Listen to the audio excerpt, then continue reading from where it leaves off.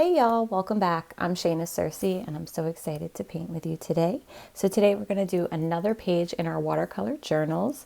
And just to go over supplies and materials, a lot of people always ask and like to hear that up front.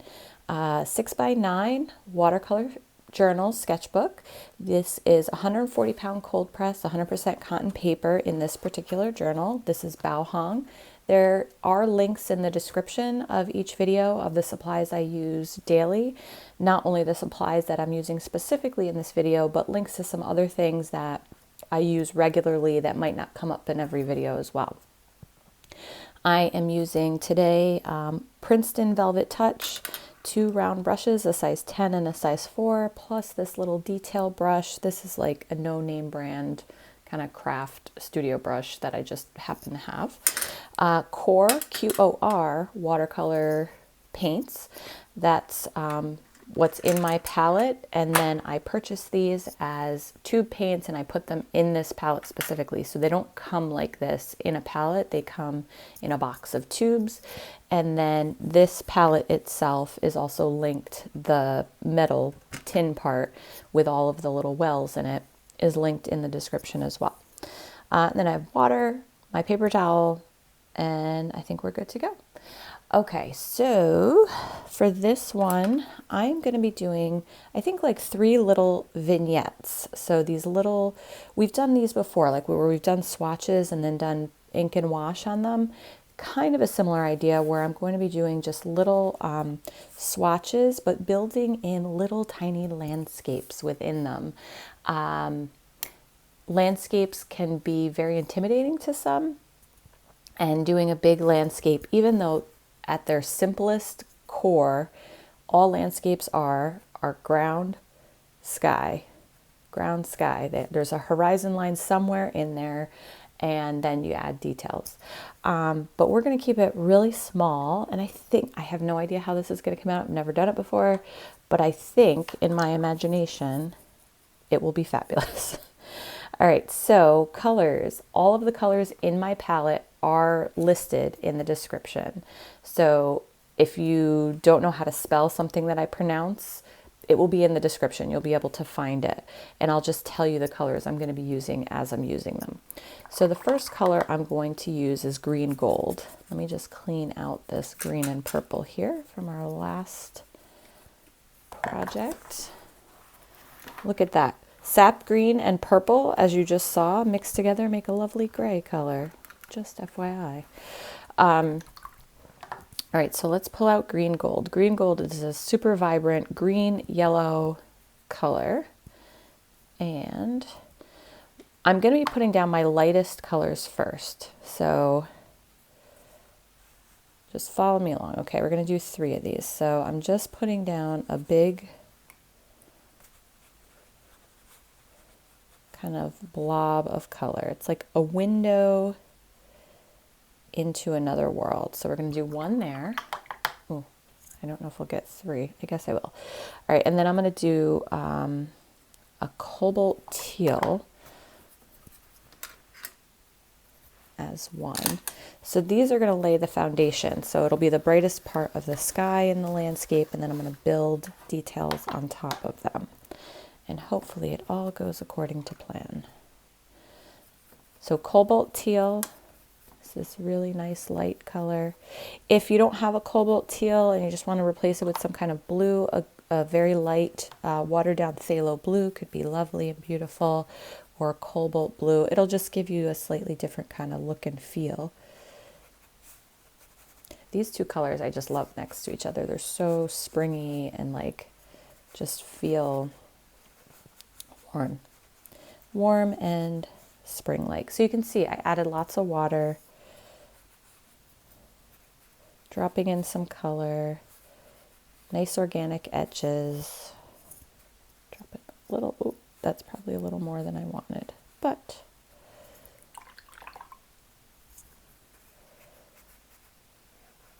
so I just have a clean brush now, just pulling out a little bit of color where it got a little too intense, but I think that's fine. All right, so now our third one, I think I'm going to go with a green again, but we'll do sap green. So a darker kind of more moodier. Maybe we'll do sap green with a little phthalo blue, because I think that'll give us just a darker, richer, kind of moodier one. But I'm trying to decide, do I want just sap green? Sap green is a little bit warmer, so it's a warmer green. It's got some yellow undertones to it. So I'm trying to decide, do I want to cool it down with a little phthalo blue? I guess I will. I guess that's where we're going. Okay. And then lighten it up again as well. It needs to be light because, again, we're going to be putting lots of things on top of this. This is kind of like the background. Even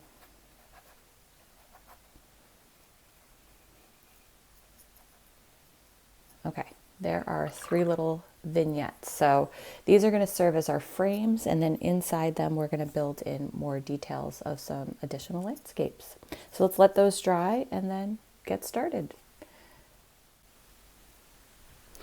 All right, we're back, and they're all nice and dry. They're pretty dry, double checking. All right, so I am going to move to a smaller brush, my Velvet Touch size 4 round brush. And we're going to start, I think, on this lightest one here, and we'll work our way this way. So I want to create kind of a dappled light forest scene here, having this color, this bright color, be the sunshine kind of coming through the trees. So what I'm going to do is, one, I'm going to create a ground line. So I'm going to use some raw umber, and I have some burnt sienna in here too. Just happened to be in my palette, but you can just use raw umber. Just using whatever's in here. A brown color. And I want it to be nice and light. And I am just going to add this kind of on top of here.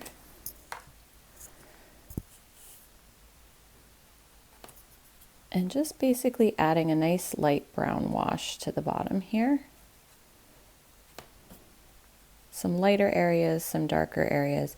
And we're going to put some trees and things in the way. They're going to cast some shadows, but this will be like our forest floor. And it's going to kind of come to a point a little bit. So it's like receding into the background. It has a little bit of a vanishing point.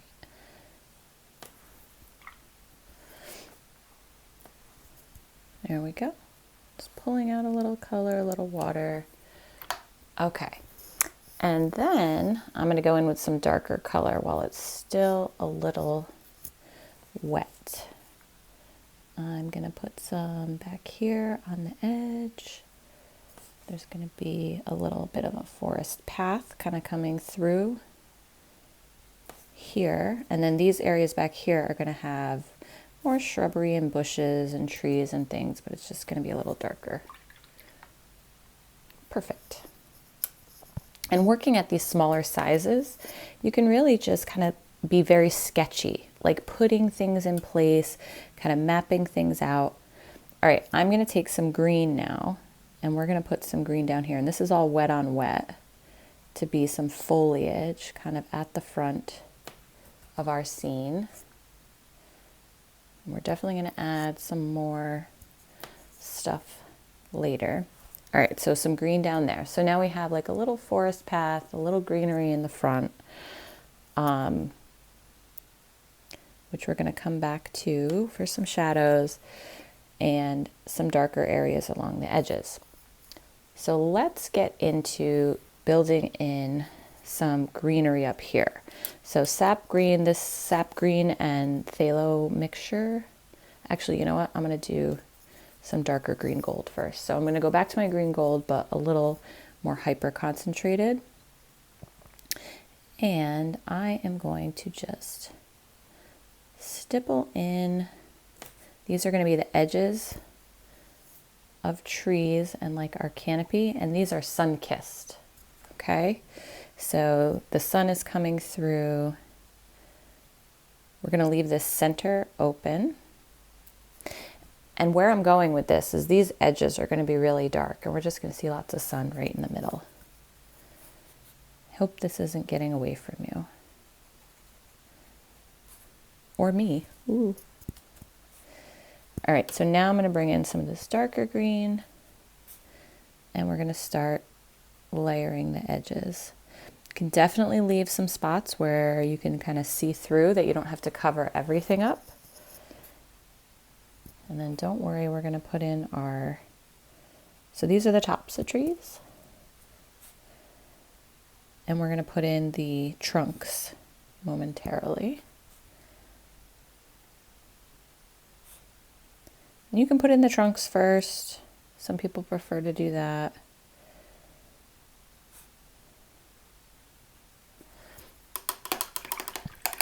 All right.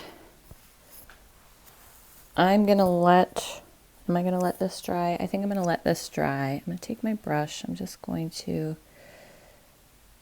kind of blend these out a little lighter on the edges.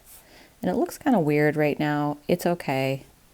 It will kind of come together soon once you put the trunks in there. So let's let that dry.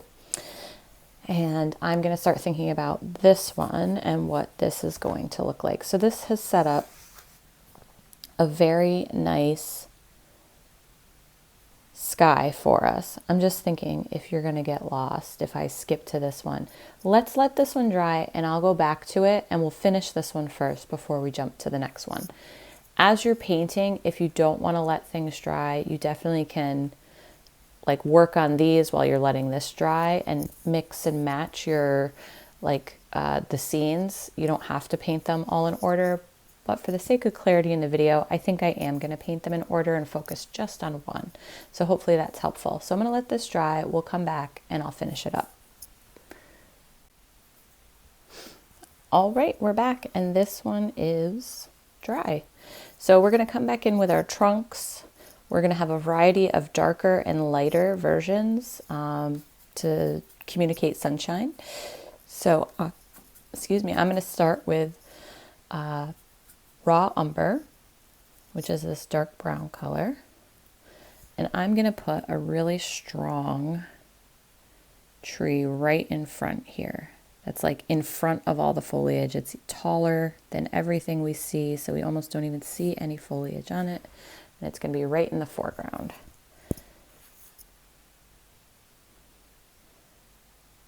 We'll put a shadow off of it and some more detailed kind of forest floor stuff after we're done. Okay, so now I'm going to take that similar color. I'm going to add a little burnt sienna, which is a reddish brown. Could also just add a little yellow to it. Like I have a Diarylide yellow, which is a very warm yellow, just to lighten it up and make it a little more golden. And I want it to be lighter. And then the trees back here, they're going to be a little further away and they're going to be a little bit more bright because the sun is catching them.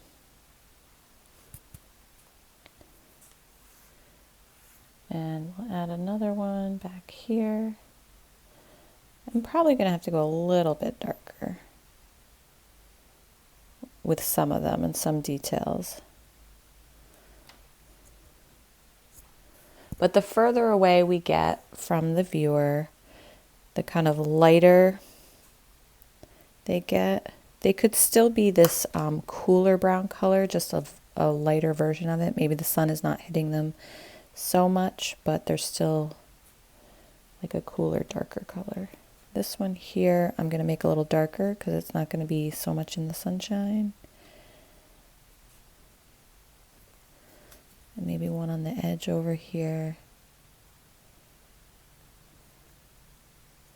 Making it just nice and dark.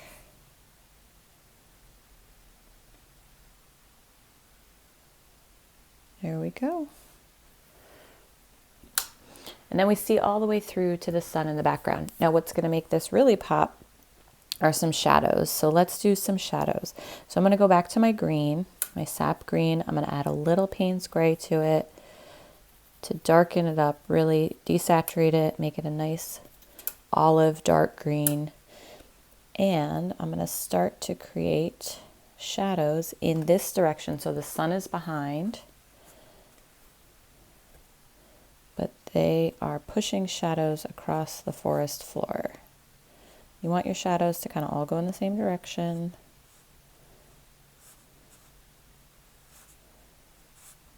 And then we can even put in some of the canopy casting a shadow in various places. But see how, like, I'm not really getting into tiny details. I'm just worrying about where's my light, where's my shadows. Let's put in some foreground and some background. And at this smaller scale, there's really no room. Well, there is if you really want there to be, but you don't have to fret about all the tiny details and anything realism. Just work with light, learn about your light, learn about the composition. So now I'm just putting on some of that darker green over top of some of these areas, not all. I'm definitely going to put some down here, kind of in this side. This side is going to be the darkest. Build up some like bushes.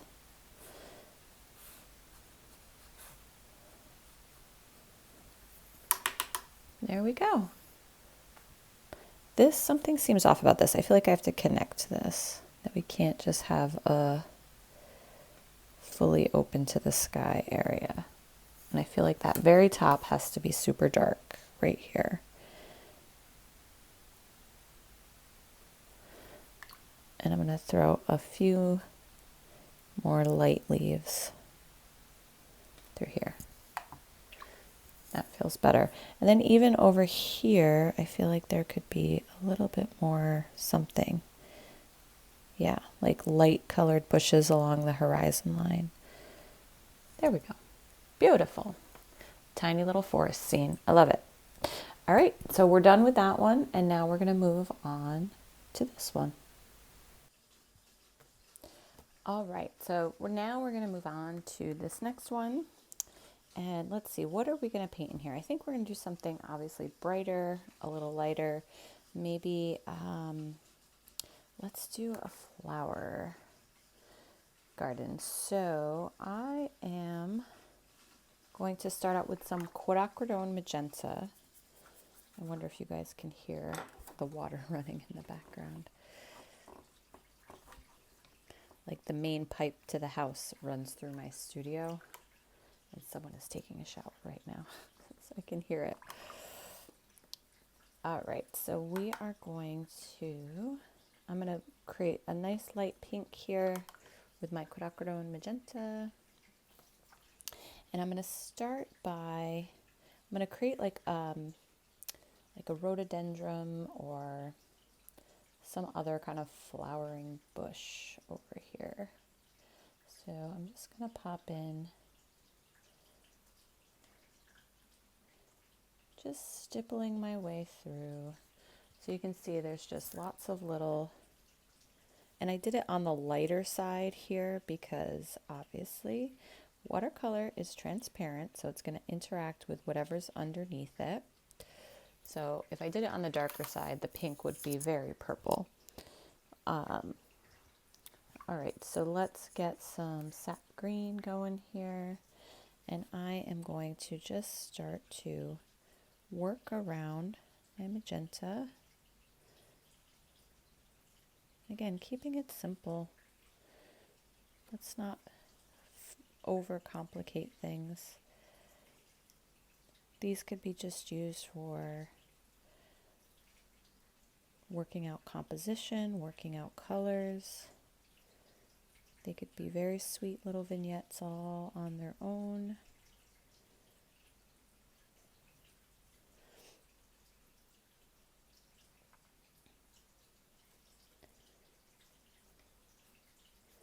So the greenery of our bush, putting that in.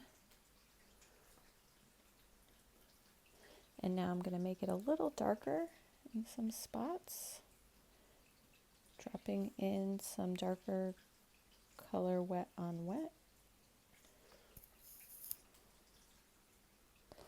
And then over on this side, maybe we'll put in something that is kind of like a short little hedgerow.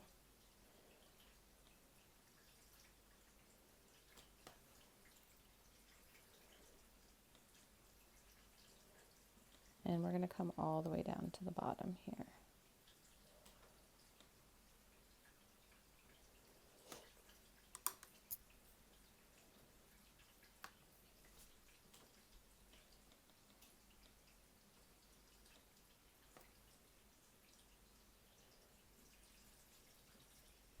And I think I'll put some kind of detailed thing along the bottom here in a minute after that dries, some darker green color. All right, so we have like a nice little bush over here, something that resembles a little planting of like a hedgerow back here that goes straight across the back. What else could we put in here? We could put another tree. So if we wanted to use our brown here to create like a tree in the background. So we're only going to kind of see the trunk of this, and then we'll have it go all the way up and kind of out of the frame. But then some of its branches will go out this way.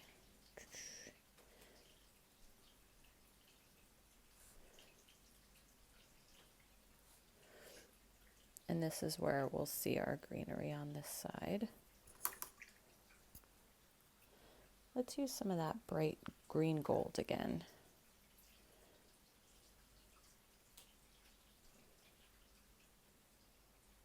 So kind of framing from both sides, down here with the heavier and up in this corner. And then, you know, we could put some kind of building in the background. I'm just thinking.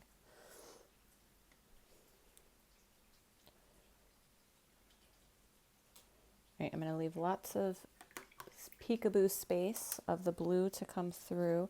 And then let's use that tiny little detail craft brush here. I'm going to pick up some of my darker brown.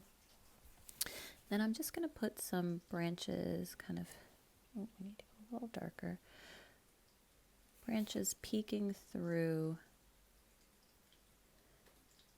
some of these openings here.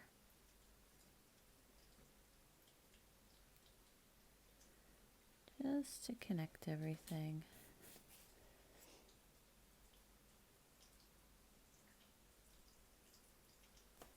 There we go.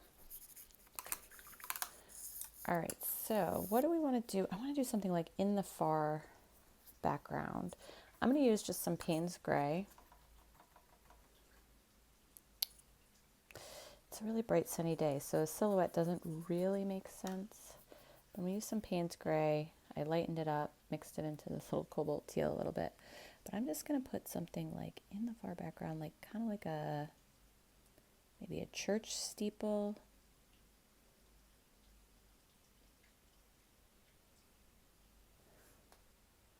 That. Here's the rest of the church.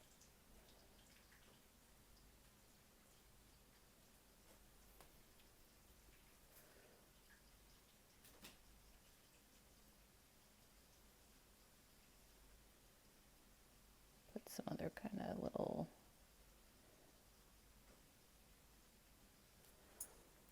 there we go. Just something building like back there. It could be the top of a roof, it could be the building itself. It looks great. All right. And then we can put even some little birdies in the sky.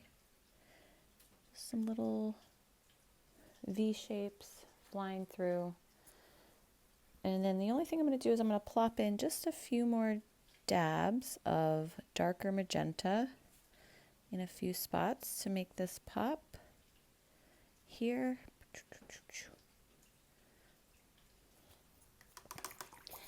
and dark sap green, a little Payne's gray. I'm going to do just a little bit of wild greenery in front here.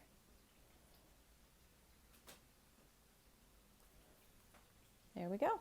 All right, number 2 is done as well. Oh, this is probably going to be a long video. All right, so we're going to move on to number 3 and think about another little vignette of a landscape. All right, we're down to our last one, and this one is that nice cool green background. So I do feel like it has to be foresty in a sense. So I'm going to do some purple, I don't know, lavender, like forest lavender. I don't know if that's a thing, but I'm going to make it purple and green, and we're going to do basically I'm just going to take my brush and dot my purple. Actually, let's lighten it up a little bit so that I have a chance to build in some contrast. I'm just going to dot in lots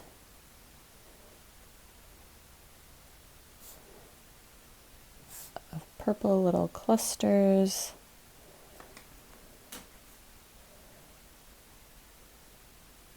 Now, it doesn't look like much right now, but I hope it is.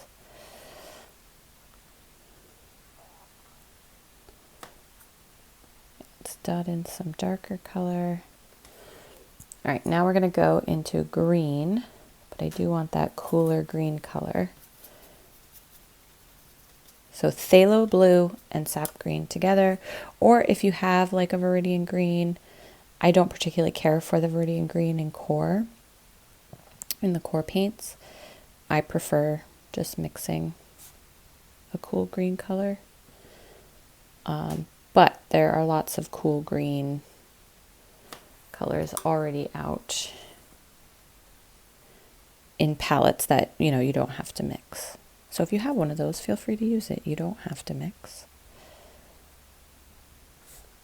But I do encourage mixing. All right, so a nice little purple and green kind of forest feel. I am going to put some trees. I am going to put, I'm trying to decide if I want like a full canopy and that you can see through to it, or if really this has to all be dark forest background, which I think it does.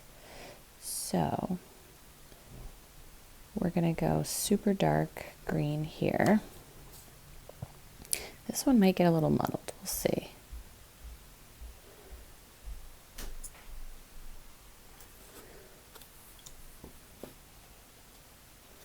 I'm actually going to add in some Payne's gray with my sap green to make it even darker.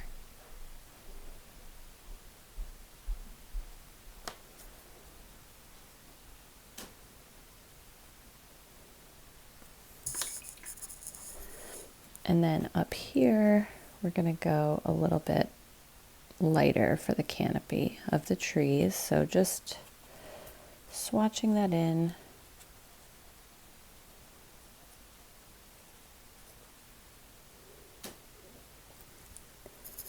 So basically this part is a little closer to us and it's going to be a little bit lighter. This part is much further away and kind of deep in the forest. So I'm going to go super dark, and I'm hoping this is going to work out. But that's why we do it in our sketchbooks, because if it doesn't, that's okay. I learned that is not the way I would have painted this in the future, because then after I do this kind of dark piece, I'm going to go in with our dark brown. So this is raw umber and Payne's gray, so super dark. And I probably should wait for this to dry, and then I'm going to be putting in trees. Okay, so let that dry, and I'm going to be putting in trees and tree branches to kind of make this a nice little dark forest with our purple little forest lavender, I guess I'm calling it right now, but I have no idea. All right, let's let that dry.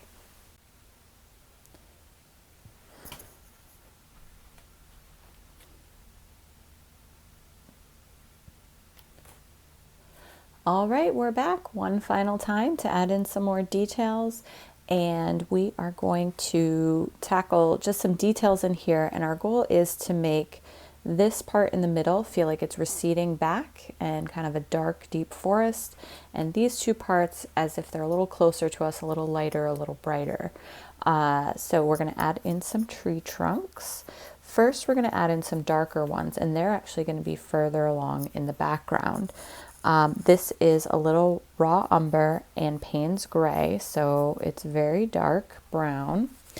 And we are going to put in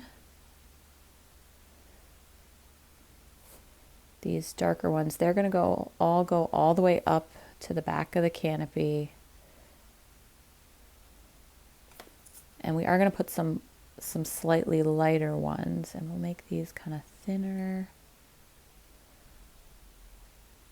And you can see I'm putting in some secondary branches and things like that as well.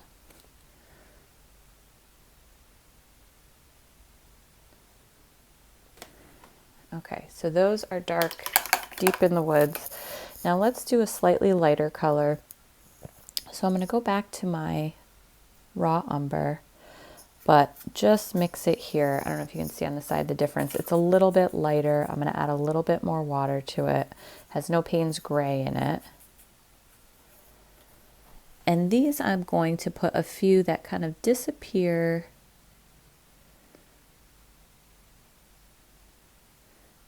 into our lavender here. Make them a little bigger and a little thicker.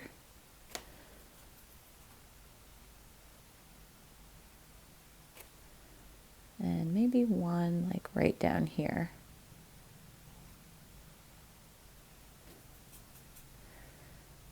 The only problem is because they are in the foreground, I do have to make them dark enough that you can't see through to the purple behind them. So the trunks have to be thick enough and dark enough that it covers up. There we go. So these are kind of coming forward, and now we have this purple foresty stuff around them. So let's go back and add a few more details to the top and the bottom. So I'm going to add in just a few more bits of darker purple just to give some contrast. So this is Dioxazine purple. Definitely make sure some of the darker bits are further back in that deep dark forest. But even in the foreground a little bit, a few spots. And again, building contrast builds interest. When it's not intentional, there's nothing worse than a super flat, like everything is the same value, even though different colors, but if it's all kind of that same middle value, it looks a little blah. Okay, perfect. So this top here needs a little more contrast as well. So I am going to use a little bit darker green, but I'm not going to put it everywhere, just in a few spots. Again, just to show that there's depth and kind of movement through these trees. There's lots of things recessed and pulling out, and light and shadow. But I'm not getting too carried away with the details.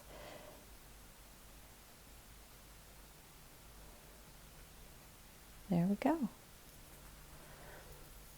I think that works. I think it works very nicely. So we have our nice little forest glen. This one is definitely like dark and deep, and I really love that. It is hard to not get too dark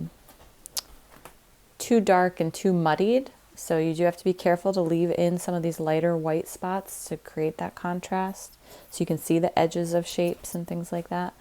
This one's a lot of fun. I'm just going to add one more layer to this tree. I think it got too light as it dried. So I'm just going to give that trunk a little bit more of a pop. and there. And then maybe actually add just a few darker tones of green into this into these yellowy leaf branches. Again, creating some visual contrast.